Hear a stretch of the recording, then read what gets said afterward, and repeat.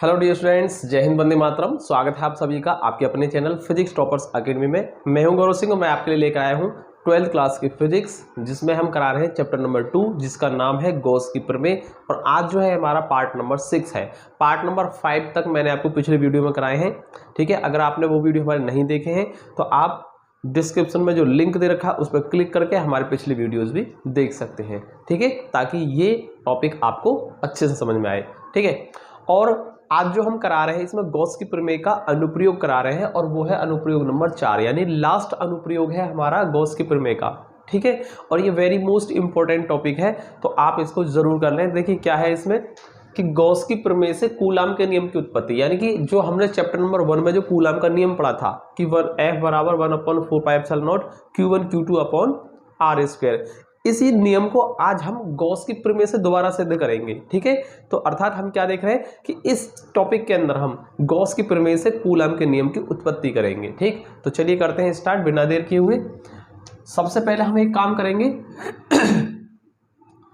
Suppose करो ये बिंदु O है, इस पर हमने एक +Q आवेश ले रखा है, ठीक है। तो हम क्या करेंगे, देखो कूलाम का नियम की उत्पत्ति करने के लिए हमें क्या करना होगा, स्मॉल दूरी r पर कोई बिंदु P मानकर, ठीक है, पहले इस बिंदु P पर हम वैद्युत क्षेत्र की तीव्रता ज्ञात करेंगे। क्या करेंगे, वैद्युत क्षेत्र की तीव्रता ज्ञात करेंगे, ठीक है। जब हमें तीव्रता मिल जाएगी तो हम इस बिंदु पर कोई अन्य आवेश रखकर उस पर इस आवेश के कारण बल अर्थात कूलाम के नियम की उत्पत्ति कर सकते हैं, ठीक है। तो सबसे पहले हम इस P बिंदु पर क्या करेंगे, वैद्युत क्षेत्र की तीव्रता ज्ञात करेंगे, ठीक। तो हम क्या लिखेंगे, माना कोई बिंदु O है जिस पर कोई +Q आवेश रखा है, जिससे r दूरी पर कोई बिंदु P है जहां पर हमें वैद्युत क्षेत्र की तीव्रता की गणना करनी है, ठीक है।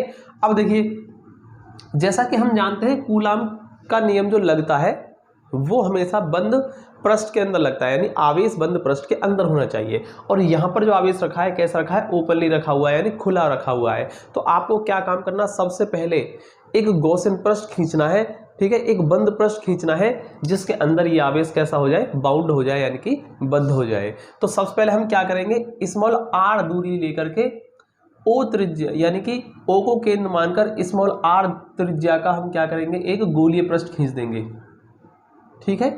ये हमने एक गोलीय पृष्ठ खींच दिया है।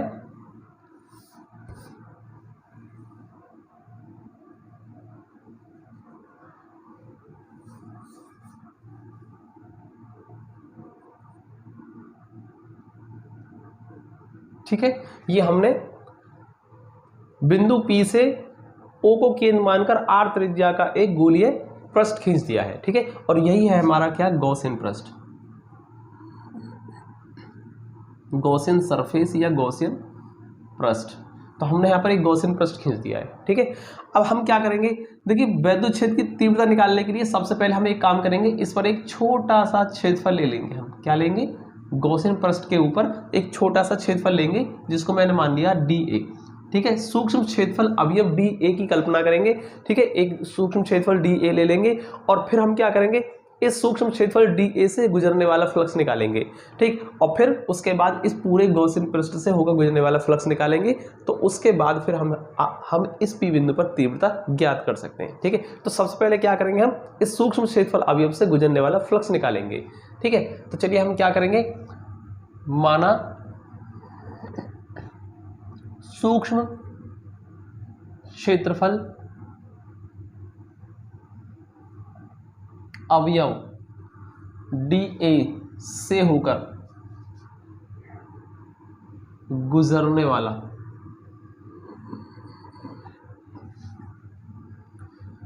वैद्युत फ्लक्स, उसको मैं d मान लेता हूं। कैसे निकालते हैं हम, E vector dot dA vector, ऐसे निकालते हैं हम E vector dot dA vector. अब जरा ध्यान से देखेंगे, सबसे पहले हम क्या करेंगे, इस P बिंदु पर वैद्युत क्षेत्र की तीव्रता निकालेंगे, जो कि क्या होगी, वैद्युत क्षेत्र की तीव्रता बाहर की होगी, ठीक है, त्रिज्यतः बाहर की ओर, यानी प्लस प्लस में होगा प्रतिकर्षण और इधर को बल लगाएगा, इसी कारण तीव्रता की दिशा आ गई, ठीक है। और इस पर हम क्या खींचेंगे, क्षेत्रफल सदिश। तो क्षेत्रफल सदिश कहाँ आएगा, ये भी पृष्ठ के लंबवत बाहर की ओर आएगा, यानी पृष्ठ के लंबवत, तो इसी दिशा में आ जाएगा क्षेत्रफल अवयव, क्षेत्रफल सदिश, ठीक है, क्षेत्रफल सदिश dA वेक्टर। और आप देख रहे हैं E वेक्टर और dA वेक्टर के बीच में थीटा कितना आ गया हमारा, 0 डिग्री, क्योंकि दोनों एक दूसरे के कैसे हैं, समांतर है, तो अर्थात इनके बीच में थीटा 0 है।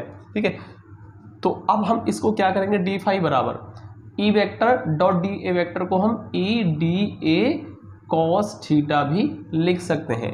ठीक है, क्योंकि हमारा थीटा कितना बन रहा है, 0, तो इसलिए डी फाई को हम क्या लिख सकते हैं, ई डी ए कॉस 0, और कॉस 0 की वैल्यू जो होती है हमारी 1 होती है, अर्थात हम डी फाई बराबर ई डी ए लिख सकते हैं। ठीक है, और इस तरीके से हम सूक्ष्म क्षेत्रफल अवयव डी ए से होकर गुजरने वाला फ्लक्स निकाल लेते हैं। हमको निकालना है गॉसियन पृष्ठ से होकर गुजरने वाला कुल वैद्युत फ्लक्स। हम लिखेंगे अतः गॉसियन पृष्ठ से होकर गुजरने वाला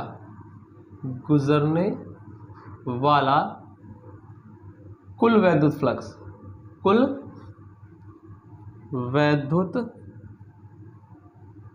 फ्लक्स।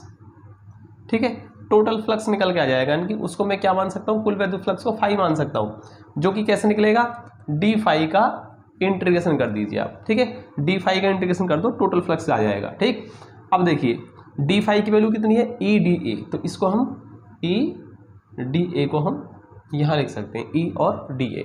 सही है, कोई दिक्कत किसी को। अब इसमें से ई कांस्टेंट है, इसको बाहर कर देंगे, फाई बराबर ई बाहर आ गया हमारा, इंटीग्रेशन डी ए। सही है, अब डी ए जो है, डी ए आपका ये सूक्ष्म क्षेत्रफल का, सूक्ष्म अवयव का क्षेत्रफल है। डी ए क्या है आपका, सूक्ष्म अवयव का क्षेत्रफल है, और इंटीग्रेशन अगर हम कर देते हैं तो ये पूरे गॉसियन पृष्ठ का क्षेत्रफल आ गया, तो ये इंटीग्रेशन डी ए मतलब पूरे गॉसियन पृष्ठ का क्षेत्रफल। ठीक है, तो ये क्या होता है हमारा ई, और इंटीग्रेशन डी ए को हम क्या लिख सकते हैं, 4 पाई स्मॉल आर स्क्वायर। ठीक है, 4 पाई आर स्क्वायर। और ये क्यों लिखा हमने, क्योंकि जो हमारा इंटीग्रेशन डी ए है ये पूरे गॉसियन पृष्ठ का क्षेत्रफल होता है।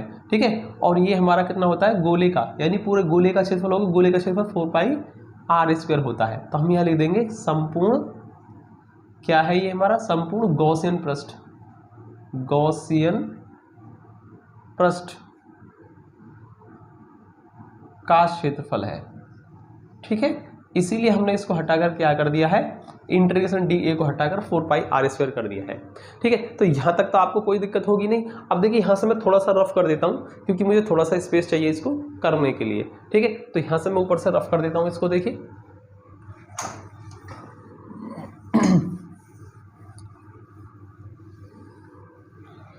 क्या करेंगे, हम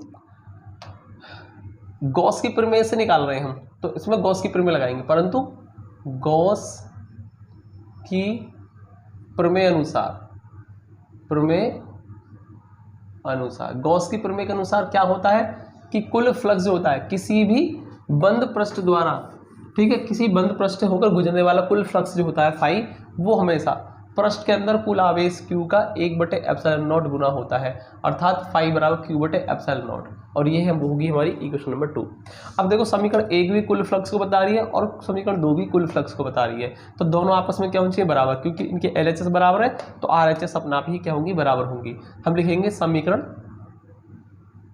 1 व 2 से, समीकरण 1 और 2 से क्या होगा, दोनों को बराबर कर दीजिए, यानी कि E और 4 पाई आर स्क्वायर जो होगा वो हमारा Q/ε0 के बराबर होगा।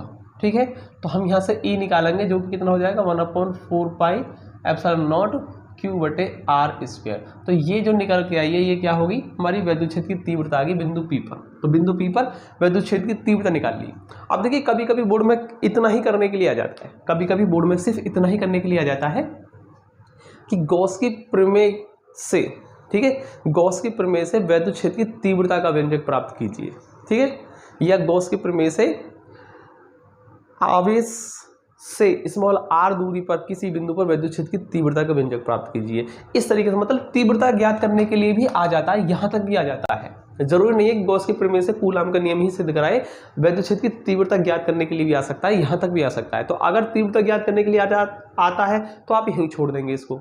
और यदि कूलाम के नियम की उत्पत्ति करने के लिए आ जाए, है ना, कूलाम का नियम सिद्ध करने के लिए आए, तो आप यहाँ से थोड़ा सा और बढ़ा देंगे। ठीक, कैसे बढ़ा देंगे जरा देखो,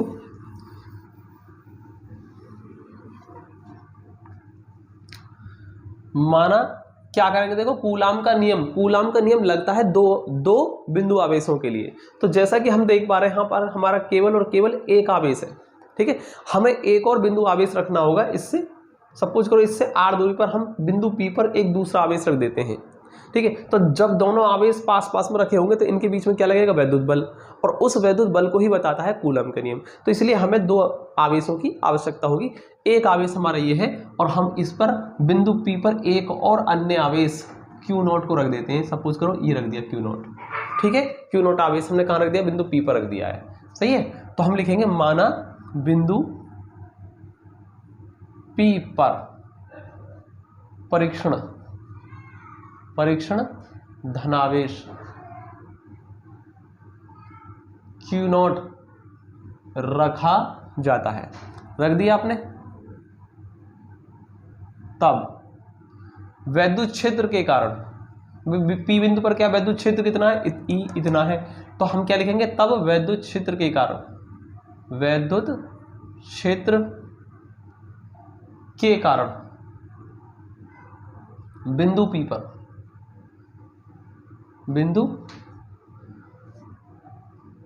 P पर, ठीक है।